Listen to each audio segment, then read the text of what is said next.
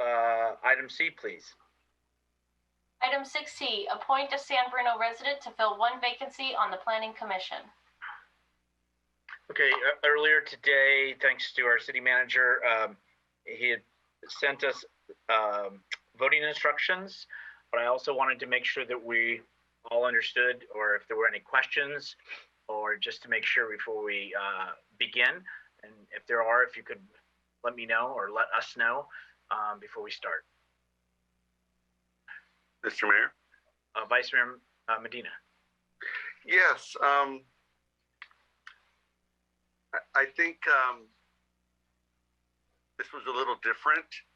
We bounced back and forth on the appointment process, and the proposed one I really don't like.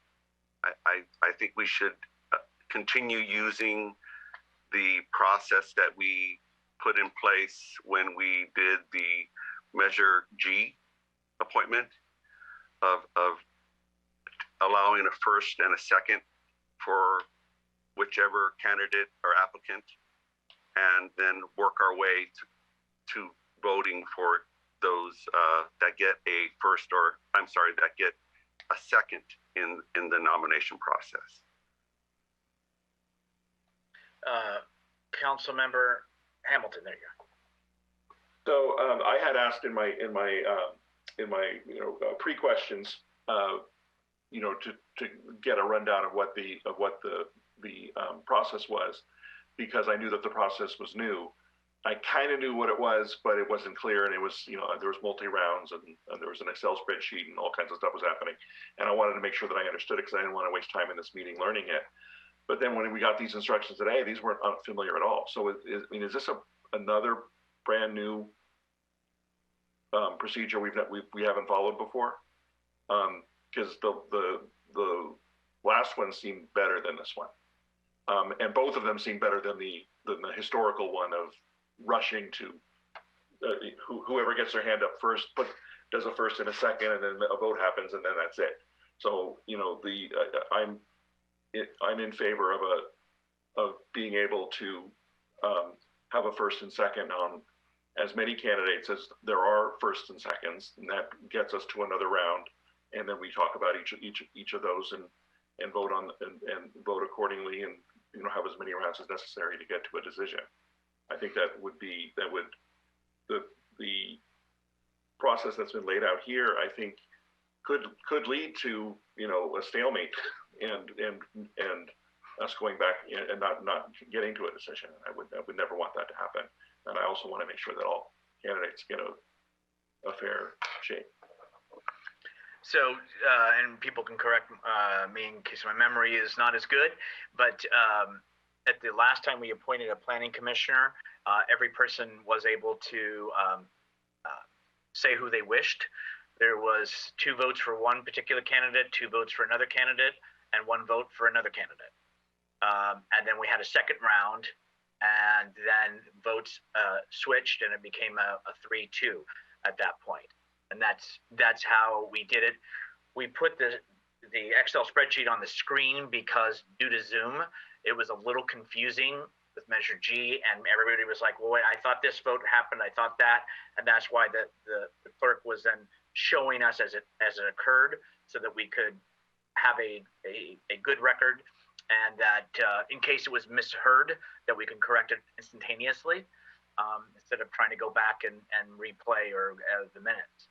So that is what we did last time for Planning Commission specifically. But, any other comments from council members? Okay, so what we have heard is we saw the written instructions. The vice mayor has said to do it differently. I just want us to be able to get through the process, and we can always refine it. And I think when we meet in person again, it's going to modify itself again, because obviously we'll all be there in a room at some point together. Councilmember Salazar? I was just going to add that I had a little bit of input into the process, and part of what I thought would be a little bit less rushed or forced for us would be for everybody to at least get one nomination and have everybody an opportunity to speak either on behalf of one or two or more candidates and have a little bit more of a discussion, because historically what we've done is just thrown out a name and voted and never really had any discussion. And it ends up being, you know, if you already have somebody in mind, then, you know, you're going to advocate for your person. But maybe, you know, one of us could be swayed, or one of us could think, oh, I didn't think about that. Or somebody could say, yes, but, and so, I mean, I think, you know, the candidates, you know, they were all, you know, they all have something to offer, and they were all very sincere in their offer to serve. And so I thought this process really offered an opportunity for everybody to at least have, and we have 4 applicants, there's 5 of us, conceivably everybody could get nominated, and they feel at least that they were acknowledged in some way. It could be that we all naturally gravitate to one person, maybe not, but at least we have an opportunity to discuss that process. And so it is new, as Councilmember Hamilton said. It is a little bit different. I don't think it's dramatically different from the last Planning Commission one, but it does offer at least that opportunity to have a discussion and to have all of the applicants on the table to discuss. And then the other thing too was, as we did some committee, commission, and boards, again, Zoom makes it a little more daunting, is that once we got to 3, so if the first 3 people said the same person, then we were done. So in last year, for a couple of appointments, the mayor and the vice mayor, because they go last, didn't have an opportunity to even vote. And it was just done, and we moved on. So anyway, just as an FYI, Councilmember Mason.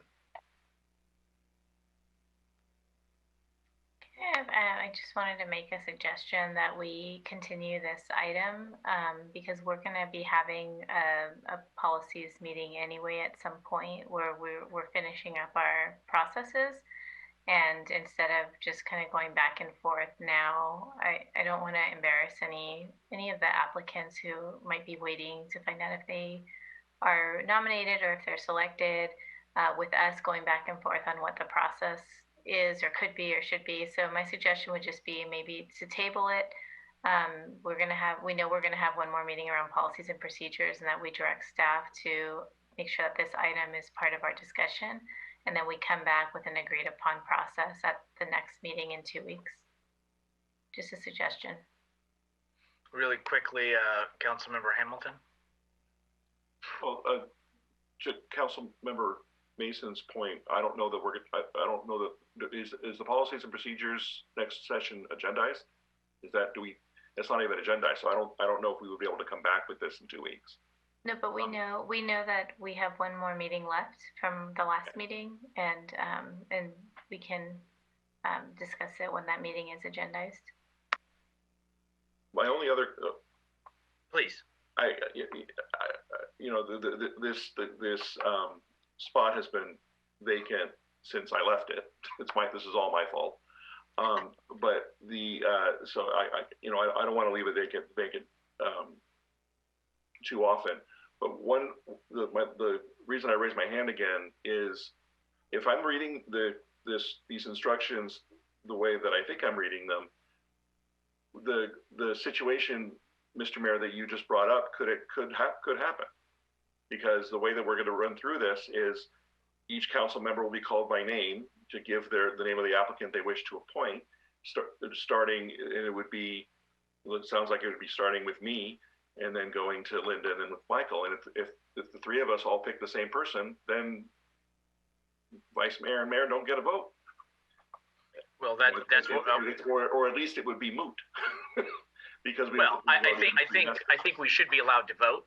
I don't think it should stop just because. No. I understand that, but it's just saying that with this, it says the named council member will state the name of the applicant they wish to appoint. They can express their thoughts, and then they go to the next one, and the city clerk will keep a tally. The first applicant whose name is stated 3 times will be appointed. So if the first 3 of us, as we're moving through the process, pick the same person, Rico and Marty are out. And that doesn't seem fair. Okay. So I think, so we've interviewed folks. I agree that we should move forward with the appointment. People are waiting. And I think when you want to volunteer your time, you don't want it made difficult. And we do appreciate those folks that have applied. So very quickly, Vice Mayor. Yes, thank you. Just to avoid being repetitive, it's exactly what Councilman Hamilton said. And we've had this vacancy for too long. I think we're really, really close. I don't think we have to spend much more time on this. I do appreciate the addition of where a council member may express their thoughts on the candidate. I think that's nice. Clearly, we had a great pool of applicants. It's just that I think we should not move forward with the current proposed voting system that we received at 4:16 today. I think we should spend the time to modify it and move forward. This council is capable of doing that. I'm going to go to conference room. City manager.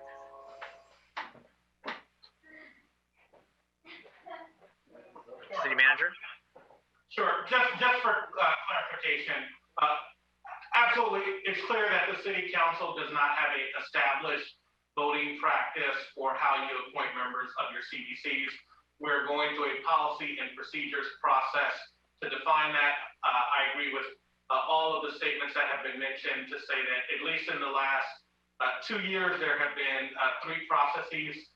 Knowing that there was not a process that was agreed upon in having communications with the mayor, what staff did was we sent out the very last process that was provided to you back in October of 2019 when you went through a process to appoint a number of members of your boards and commissions. And the only addition was that highlighted section, which clarified that council members may articulate why they are selecting someone. So I just want to point out that that process is not new.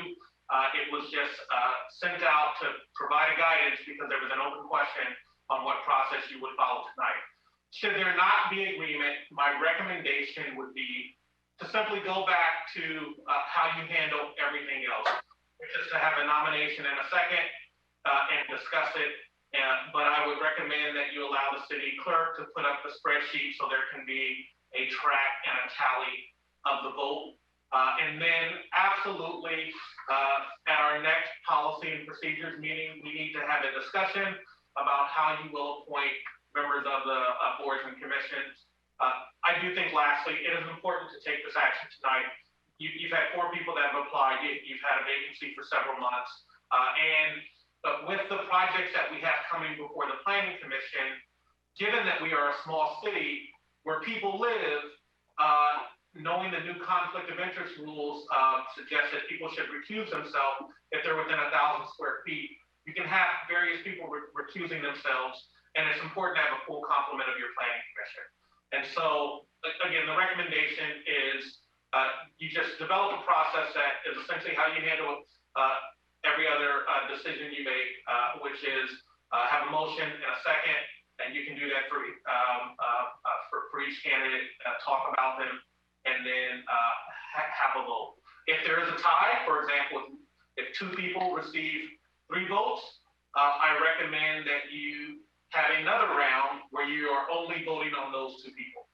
If someone receives 4 votes, and that's the highest vote getter, 5 votes, I think that person is selected. But if in the event of a tie, there's a runoff. Yeah, and that's normally when we were in person, we would do again, Zoom has just made it a little more not complicated, but we're trying to do the best we have. So why don't we just to move this along, why don't we go ahead and we'll ask the city clerk to bring the the sheet up on the screen, if she would, please. And then we'll do a motion and second, but with the understanding that we're going to go through every name. And my understanding, and everybody correct me, is that you can actually do more than one. And if you also at that time want to offer, as Councilmember Salazar said, some dialogue, that's okay. But I would say it's about the person or persons that you're wishing, but it's not going to, I would prefer not to have a back and forth about who's better or who's not, because for all these 4 individuals to be interviewed and go through this process and have to do Form 700 and have to do this and that, we appreciate them stepping forward off of their services. Okay, is everybody all good? Okay. All right, so why don't we go ahead and I'll turn it over to the city clerk, excuse me, to start to call the name, please.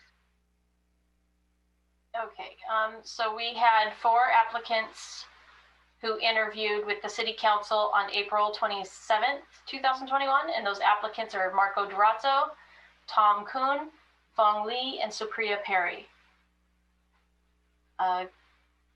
Do I have, correct me if I'm wrong, Mayor, but I'm gonna ask, is there a motion for Marco Durazzo?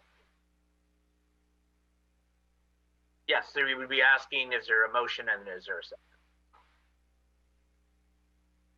Vice Mayor Medina? Yes, I make a motion for Marco Durazzo. Okay. I'll second. Okay, so we have a motion and a second by Vice Mayor Marty Medina, and the second is by Councilmember Mason. Hamilton. Oh, I'm Am sorry. I correct, Tom? Yes.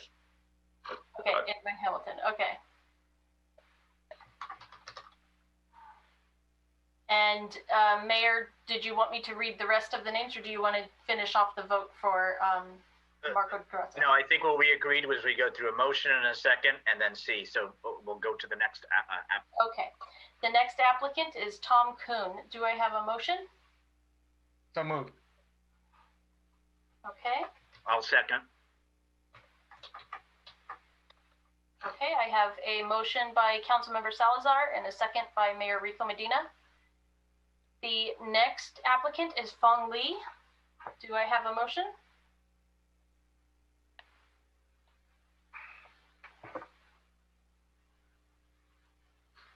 I do not hear a motion. I'll give one more chance. Do we have a motion for Fong Lee? Okay, no motion. Moving on, we have Supriya Perry. Do I have a motion for Supriya Perry? You know, I'll move for Ms. Perry. I know she's. Is there a second for Supriya Perry? I'll second. Okay. So we've received a motion and a second for 3 of the 4 applicants. The first is Marco Durazzo, the second is Tom Kuhn, and Supriya Perry is the third. Moving back to Marco Durazzo, I'm going to take a roll call vote. Through the chair? Discussion. Yes, and both council members, one was already there and the other one was right behind, is that if there wanted to be as to why the nomination. Is that fair, folks, council? Thank you. Yes. Okay. So with Mr. Durazzo, is there comments from the nominees? The nominators? Sure. Yeah, Mr. Mayor, I'd be happy to speak on behalf of Marco Durazzo. He's a respected family man in San Bruno. He served loyally to the Traffic Safety Parking Committee. He's supportive in our community as well. He's articulate and did very well, as all of the applicants did in the interviews. And he would serve us well on the Planning Commission. Thank you, Mr. Hamilton. So I also want to say before I get started that we had an incredibly strong and talented pool of applicants who interviewed. And I promise to only say this part once. Just looking at the criteria that I'm looking for in a planning commissioner. I believe that the ideal planning commissioner is someone who's meticulous and disciplined in order to be able to closely study the projects that come before them to ensure they meet the various zoning and other requirements, that they recognize the desperate need for developing new housing in our city and in our region, but while also being mindful of the community that is here and find the appropriate balance to mitigate impact on our existing neighborhoods. So I'm supportive of Mr. Durazo because he is a pillar of the San Bruno community. His commitment to giving back and leaving the world a better place than he found it is evident not only in his work in the community through the Lions and in all his other volunteer efforts, including his work with the TSPC, but also extends to his choice of profession. He's a college professor. His commitment to both the facts and to the city of San Bruno make him an excellent choice for planning commissioner. And that's why I'm proud to support him for this position. Thank you. I'm sorry, Council Member Salazar. Thank you. And I know that it sounded like we were only going to make comments on the person who was going to be voted on, but I did want to make a point in that there's nobody on this list that I want to vote no for. Honestly, everybody represented themselves and their intentions extremely well, and I was very impressed with the whole group.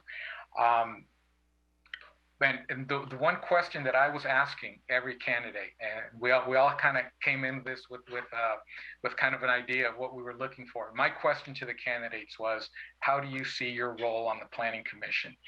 And to me, that was a critical question because it really got to the heart of how well do the candidates understand what they're getting into, what their responsibilities are, what their limitations are, and do they understand really the technical requirements? I mean, we're fortunate that we have actually two former planning commissioners on the council now, and they understand what it took to get up to speed. And I know it's not, and planning commission probably more than any other one of our bodies really has a lot of requirements.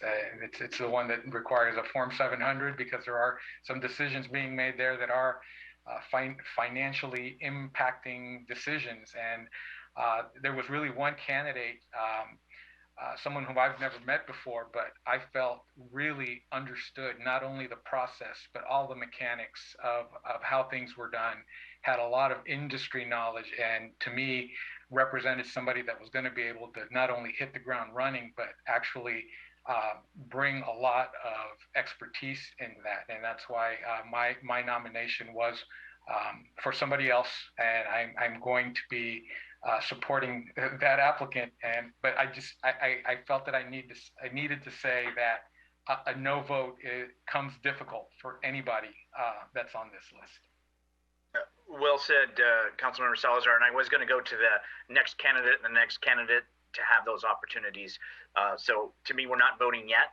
We're going to move on to the next candidate. And then, of course, you may have already articulated what you wish, but welcome just to say that. So let's move on to the next candidate. And then if there's any comments, or Mr. Salazar, if that was already for Mr. Kuhn. Since we're on to Mr. Kuhn now, I will just add that I felt that his answers were very detailed. It was obvious that he had studied not only our plans, but thought very carefully about where our needs were, what direction we should be going in, and really demonstrated to me a really solid understanding of not only the mechanics and the thing, but very specifically what San Bruno would require. I listened intently to his responses to the other council members' questions, and I felt that out of all the responses I heard, his were very, very thoughtful, very knowledgeable, and he was definitely, in my opinion, extremely well prepared for the interview and for the position.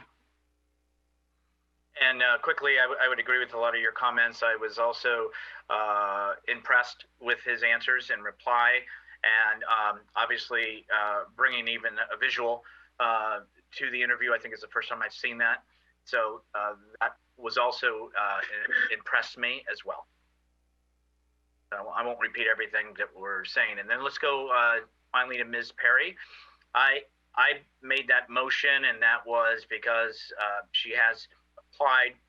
She also had a experience when she did some remodel at the house. So I found that very interesting, that she's walked through the shoes of the residents that come to the counter and had that experience. And so I thought that was, and of course, her background as well. And that is why I had also made a motion for her. And through the chair, if I could, I would echo the same, a lot of the same comments that I felt that her level of intellect and her professional experience as a lawyer really, I mean, she was able to articulate very well the terms of the understanding of the legal constraints of what she was going to be getting into. That, you know, the fact that it's not just there to sort of you interpret things as needed, but rather, you know, deferring to staff and being able to interpret, not reinvent what's been established. And I think that was an important factor for me in hearing her answers. And again, I also thought she was very well prepared. Okay. All right, so everybody's had an opportunity on theirs. Vice Mayor, you have your hand up, but yes. I mean, I wanted to repeat that this was an outstanding pool of candidates. I mean, it's just like, and it really isn't voting no for anybody. There's only one spot and there's 4 applicants, and we're not saying no. We're choosing the one person that we believe will perform the duties of the planning commissioner, and unfortunately there's only one spot. So thank all of the applicants, and they were all very well prepared, and these positions come back, and for those that aren't going to get it, I hope that you stay encouraged. I believe our council member Mason, it took 3 tries to get on the planning commission, and it's okay if you don't get on the first time. So I'll leave it at that, and I thank everybody for applying. I think that all of us, before we start back up at the top of the page, would all support and concur with everybody's that it is a hard decision. We were very fortunate to have a good group of folks that are willing to give up their time and their energy for the city. I apologize. Councilmember Mason. Yeah, just one note that of the 3 that I see now that we're going to vote on, I think what is really exciting, not biased, but really exciting, is that we're seeing a lot of young families getting more involved. And I thought the answers that all 3 of them gave were really wonderful, and just hearing, I think, the thought put into the answers around what the future of San Bruno looks like for their young kids is one of the reasons I got involved in the first place. And so I want to echo what everybody said, that if you don't get selected this time, very strong group of candidates, and I definitely hope to see some of the candidates again, if actually all the candidates again. So thank you. And as was said, I applied for a couple of a commission or a board, and I was not appointed, and so I tried again.